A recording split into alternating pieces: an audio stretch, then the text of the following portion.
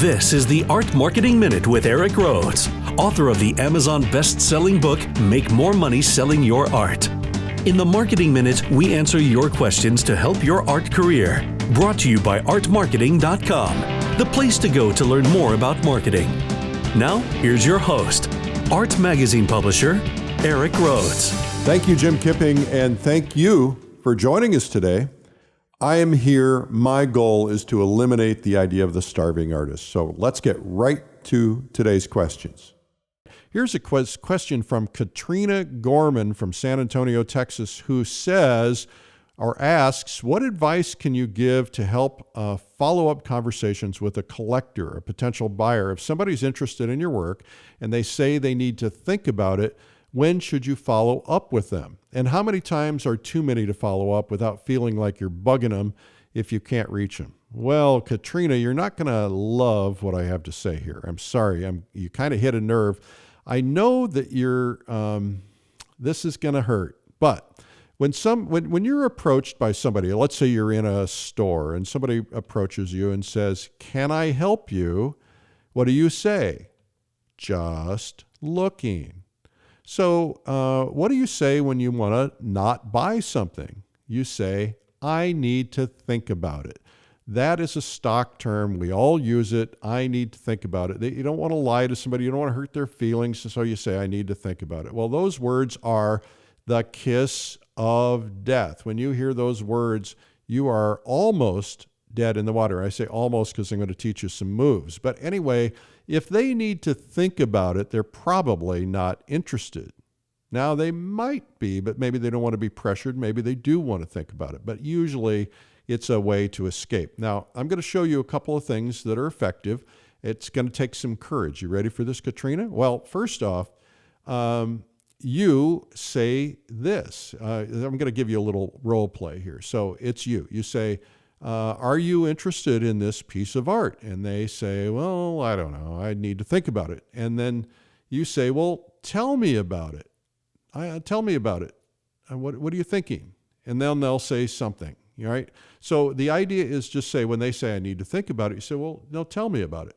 And that's a tool you can use. And by the way, you can keep somebody talking for an hour by that. You can say, "Tell me about it. Tell me more." So they say, let's say, "I need to think about it." You say, "Tell me about it." "Well, I'm not exactly sure, where I would hang it." And you can say, "Hang it? Tell me more." And they go, "Well, I was kind of thinking about, should I hang it in the living room or the bedroom?" And you go, "Well, what do you think?" "Well, I don't know. I kind of think it'd be best in the bedroom." "Okay, why do you think that?" "Well, because I'd like to wake up in the morning every morning and look at that because it's such a beautiful painting and such a beautiful view." And then you can say, "Beautiful view? Oh yeah, I love the view and I would really love to have that." What happens when you do that is that you don't have to pressure anybody, but what you do is you keep them talking, and then you find that you're able to kind of lead them along so that they take themselves. They say, next thing you know, this is like, "You know what? I think that is a beautiful view. I think I would like to look at it in my bedroom every morning, and I think I will buy it." That's one thing. Now, you can also ask them for feedback. Tell me more about that.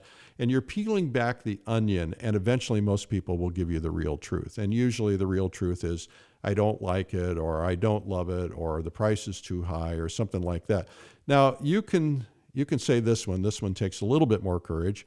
They say, "I want to think about it." You can say, "Forgive me for saying this, but when most people tell me they want to think about it, what they really mean is that they're not interested, but they don't really want to hurt my feelings. If that's the case, I'm okay with it. Believe me, I don't believe in pressure.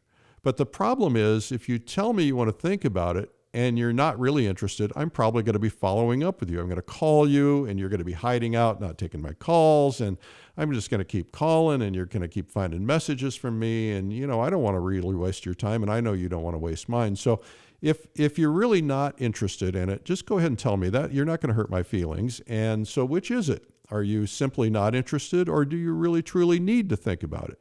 Well, if they say, "No, I'm simply not interested," that's cool. You say, "Well, thank you for your honesty. I really appreciate that. And I hope we can do business sometime in the future," and then let it go. But if they say, no, I truly do need to think about it," then you can say, well, what exactly do you need to think about? Maybe I can help you answer some questions, or you can use those moves I told you about before. And then don't say anything. Just be quiet and listen. Now, another thing you can do when they say they need some time to think about it, you can say, that's terrific. How much time do you need, and when should I follow up with you? Because I don't want to be a pest. And then they'll tell you, well, you can text me by Thursday. I'll have an answer. Now, whenever somebody escapes, you're not going to sell them. Most people who leave don't ever come back and buy. But then you can try to do some things to keep them coming back or thinking about them. But you could say something like, to try to get them in, you say, what could we do today? What could we do to make this happen today? Because I know, quite frankly, if you walk out the door, the chance of you ever owning my painting, I'd really love to see you own it. You love it. You think it's cool. So what could we do to make this happen today? And then sometimes they'll say, well, I don't know, maybe if you, knock a few bucks off the price, or you do something, maybe they could do that. Or you could, try something. And if you get a sale, it's better than not getting a sale. Now, regarding your question about how many times do you follow up, most people give up too soon. I have, if I have something important pending, I'll usually never stop. I will try lots of interesting ways to get their attention. I'll call them, I'll text them, I'll email them, I'll FedEx them, I'll send them something in the mail, send notes or whatever. And usually, if somebody really doesn't want to be dogged, then they're going to eventually step up and say, listen, I'm really not interested. I just said I was thinking about it, and they'll tell you the truth finally. So that's why you don't, really want to go through that. But sometimes I have breakthroughs. I follow up with somebody and they come through and I end up selling them something. And I won't chase something unless it's really a big sale. I won't chase something for small amounts of money because it's not worth the time. It might be worth the time in your case because a small amount of money might be a big amount of money to you. But the other thing is never let somebody leave without giving you something in return. So you can, here's a move you can make, for instance, say, I know you love that painting and I know you're probably not likely to buy it. And that's okay, by the way, to say something like that, because that might push them the opposite direction. There's a whole theory about that. Maybe I'll talk about that someday. Anyway, you say, listen, can I take a picture of this painting and text it to you? And they say, sure, and you can say, well, I'll tell you what, let me take your picture in front of it. And so you take their picture in front of it, then you say, okay, give me your text number, and you text it to them. Now you have their text. Now they have a reminder, and you can, in the text, you can say, by the way, this is the name of the painting, and this is the price, etc. Now there's another tool. This is oftentimes misused, and I don't want to see you misuse it, but this tool is called urgency. I never suggest lying or even insinuating something, but if you truly have somebody else who's interested, you can tell them that. Now, they might not believe you. They might believe this is false urgency. But, you might be able to say that. For instance, say, I know you're interested in this. I know this sounds like a game, but there was a guy in here earlier today, and he was kind of interested. He said he might come back. Quite frankly, I don't know if he will.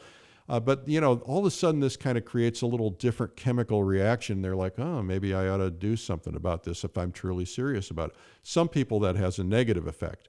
The other thing is, if you sense that somebody's going to be interested in something, say that before you get to that point. So, somebody says, hey, I like this painting. I said, and you could say, well, it seems to be the thing going on today. There was a guy in here earlier. I don't know if he's going to come back and get it or not, but he likes it too. So you're just kind of planting that seed. And then all of a sudden it's like, it's like when you walk into a car dealer and you like the purple car and they say, well, we only got one purple and we can't get any more purple for 6 more months. And by the way, there was somebody in here looking at this today. All of a sudden you're like, maybe I need to get my purple car. I don't have a purple car. I'm just saying, Okay. So anyway, that's one of the moves you can make. Now, here's the next question. And that's from Paige in St. Louis. Paige, who says, I'm an artist. I know nothing about marketing. Where do I start? Where do I learn? What do I do? Paige, I love St. Louis. I love the old train station that's now a hotel. I can't think of the name of it. And of course, there's a great blues club downtown near the Arch. Anyway, I love St. Louis. You should know, Paige, that you're not alone. Most artists have no idea where to start, and most don't even want to do marketing. But before I tell you where to start, I want to reiterate that marketing is the difference between having gas in a car or not having any gas. The more gas you have, the longer you can go. And you don't like to go to the gas station. I don't either. I hate pumping gas. I hate the inconvenience. I'd rather not have to stop. But It's a fact of life. I know I have to stop at the gas station and put gas in the car, and if I don't, I'm going to run out of gas, and then I got a problem. So just like that, you've got to adopt a must-do attitude about marketing. In other words, I'm going to put gas in my car every week, and I'm going to start learning it and learning how to do it, and I'm going to adjust to it. So remember that marketing is not a single event or a one-time thing. It's something that you will have to adopt for the rest of your life. As long as you're trying to sell artwork or whatever you're trying to sell, it's a fact of life as an artist. So those of us who choose to develop muscles in marketing will thrive, and those who don't typically will not. The idea of if you build it, they will come, it's just not true. Just because you're a great painter or a great sculptor or a great whatever, just know that you're not necessarily going to get discovered. I mean, sometimes people do, but it's rare. So where to begin? Well, first off, there's a ton of information in the market, lots of people, including me, offering books, courses, videos, etc. They're probably all pretty good.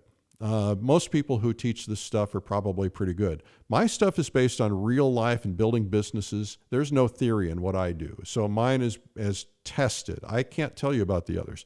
But this is a little self-serving, but for $25 you can get my book. It's called Make More Money Selling Your Art, and it's a good foundation for learning marketing. It's a good start. Most people wrongly start with what I call tactics, things like ads, things like flyers, social media stuff like etc. But to be effective, you can't start with tactics. You have to start with strategy. In order to get strategy, you got to define your goals. And to get your goals, you got to think about your dreams. From that, your strategy comes. And then, once you have your strategy, you got to ask yourself, who am I going after? Who's my target? What's their age group? How do I talk to them? What do they need to hear? What's important to them? What buttons do they need pushed? From that, then you can focus on the tactics. And the tactics might be, do I buy this ad?